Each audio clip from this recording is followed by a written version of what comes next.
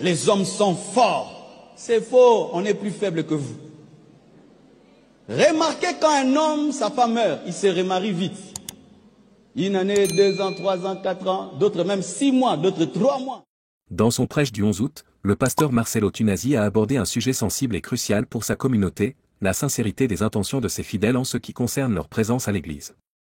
Devenu veuf depuis 2 mois après la perte tragique de son épouse Blanche, il a tenu à rappeler aux membres de son église que leur foi et leur engagement doivent rester centrés sur Jésus-Christ, et non sur des aspirations personnelles comme celle de l'épouser. À travers ce message, il a partagé des conditions importantes qu'il juge essentielles avant de pouvoir envisager un éventuel remariage. Lors de son prêche, le pasteur Marcelo Tunasi a exprimé des préoccupations qui remontent à une époque antérieure à son mariage avec sa défunte épouse, Blanche. Il a rappelé comment, avant son union, certaines femmes venaient à l'église avec l'espoir de l'épouser, mettant de côté leur relation avec Dieu. Ces souvenirs l'ont amené à mettre en garde ses fidèles contre ce qu'il considère comme une erreur spirituelle. Le pasteur a souligné que la quête d'un mariage, surtout avec un leader spirituel comme lui, ne devrait en aucun cas surpasser la quête de Jésus et de la croissance spirituelle. En évoquant cette période passée, il a illustré les dangers de faire passer des désirs personnels avant la dévotion à Dieu. Le message central du pasteur Tunasi lors de ce prêche était clair, les fidèles doivent venir à l'église pour Jésus, et seulement pour Jésus. Avec une insistance marquée, il a répété 3 fois cet appel, soulignant l'importance cruciale de la sincérité spirituelle. Le Seigneur m'a dit que beaucoup de choses vont commencer à se dire en mon nom sur Internet. Beaucoup. Oh, le pasteur Marcelo a dit, il a fait, il a dit, il a fait. Je ne pourrai pas commencer à tout le temps éclairer. C'est pas vrai, j'ai dit, j'ai pas dit. Ça va me distraire. Amen. Hein? Alors voici la technique que je vous donne. Quand on dit que pasteur Marcelo a dit, allez sur ma page vérifier si j'ai dit. Amen. Parce que je ne peux pas dire sur une autre page, c'est que je n'ai pas dit sur ma propre page. Amen. Alors mes pages, ma page Facebook est une page certifiée. Vous savez c'est quoi une page certifiée? C'est une page qui a un trait bleu. Ça prouve que Facebook vraiment me connaît. Quand une page de 100 000 abonnés, ou 200 000, 500 000 abonnés, dit, même parce qu'il y a beaucoup de pasteurs Marcelo sur Internet, ne croyez pas facilement. Allez sur la page qui a 2 millions d'abonnés, c'est ça notre page, vous vérifiez si cette page a dit ça. Si elle n'a pas dit ça, j'ai pas dit ça. Si on dit que j'ai dit quelque chose sur TikTok, va sur ma page. Ma page sur TikTok ou mon TikTok c'est 1 million, je crois, 800 000, c'est combien? 1 800 000. Je ne sais plus, mais dans les 1 million. Donc une page de 100 000 personnes, 200 000 personnes qui parlent au nom du pasteur Marcelo, même si c'est écrit pasteur Marcelo, ce n'est pas moi. Que ce soit sur Instagram, que ce soit sur Twitter, la plupart de nos pages ont plus d'1 million d'abonnés. Amen. Et c'est... Il a mis en garde contre la tentation de se rendre à l'église avec d'autres objectifs que celui de renforcer sa foi. Cet avertissement est particulièrement pertinent dans le contexte actuel, où, étant veuf, certains pourraient nourrir l'espoir de le voir se remarier, et d'envisager une union avec lui. En évoquant son passé, Marcelo Tunasi a également rendu hommage à son épouse défunte, Blanche, une femme qui a partagé sa vie et son ministère. En mentionnant que certaines femmes avaient abandonné leur foi après son mariage avec Blanche, il a démontré comment un attachement mal orienté peut mener à l'éloignement de Dieu. Son message porte également un respect profond pour la mémoire de Blanche, rappelant que leur union était fondée sur des valeurs spirituelles solides. À travers ce rappel, il appelle ses fidèles à ne pas répéter les erreurs du passé, mais à se concentrer sur leur relation avec Dieu. Bien que le pasteur Tunasi n'ait pas explicitement énuméré des conditions spécifiques pour un remariage, son message laisse entendre certaines exigences implicites qui devraient être respectées avant qu'il puisse envisager cette possibilité. Avant toute chose, la priorité doit rester Jésus-Christ.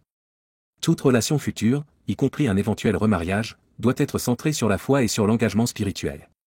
Pour Marcelo Tunasi, il est essentiel que toute prétendante soit d'abord et avant tout une fervente croyante, dont l'amour pour Dieu surpasserait tout autre amour terrestre. Le pasteur a souligné l'importance d'avoir des intentions pures. Un engagement avec lui ne devrait jamais être basé sur des motifs égoïstes ou personnels, mais plutôt sur une volonté partagée de servir Dieu ensemble.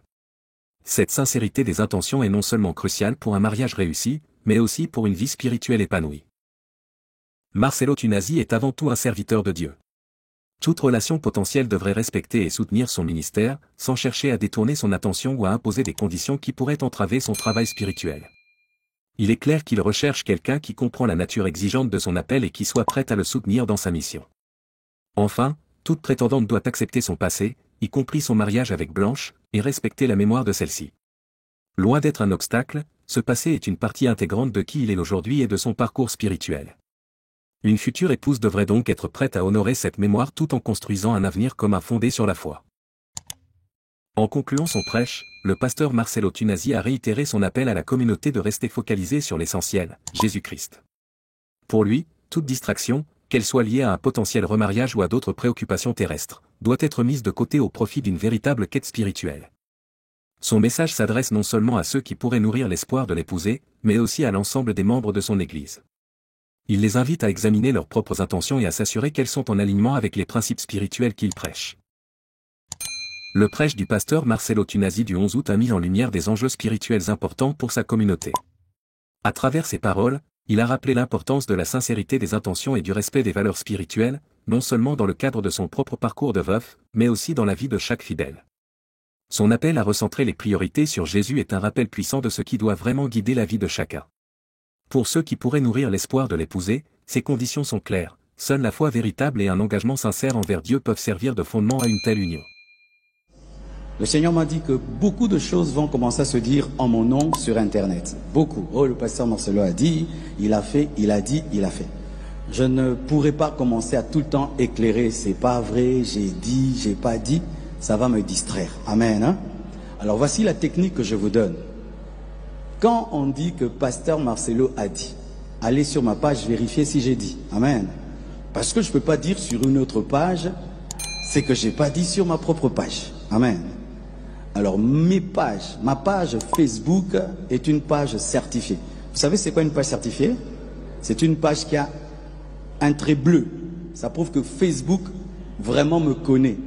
Quand une page de 100 000 abonnés, ou 200 000, 500 000 abonnés, dit, même parce qu'il y a beaucoup de pasteurs Marcelo sur Internet, ne croyez pas facilement. Allez sur la page qui a 2 millions d'abonnés, c'est ça notre page, vous vérifiez si cette page a dit ça. Si elle n'a pas dit ça, j'ai pas dit ça. Si on dit que j'ai dit quelque chose sur TikTok, va sur ma page sur TikTok, où mon TikTok c'est 1 million, je crois, 800 000, c'est combien? 1 800 000. Je ne sais plus, mais dans les 1 million. Donc une page de 100 000 personnes, 200 000 personnes qui parlent au nom du pasteur Marcelo, même si c'est écrit pasteur Marcelo, ce n'est pas moi. Que ce soit sur Instagram, que ce soit sur Twitter, la plupart de nos pages ont plus d'1 million d'abonnés. Amen. Et c'est rare que les pages très suivies disent n'importe quoi. Amen. Hein? Donc je ne pourrais pas toujours vous dire, j'ai pas dit, j'ai dit. Tout ce qu'on dit sur moi sur Internet, allez sur ma page. Si j'ai pas dit ça, j'ai pas dit ça. Amen. Hein? De deux. Il y a une page qui est en train ces derniers temps de parler au nom de ma fille Choukrani.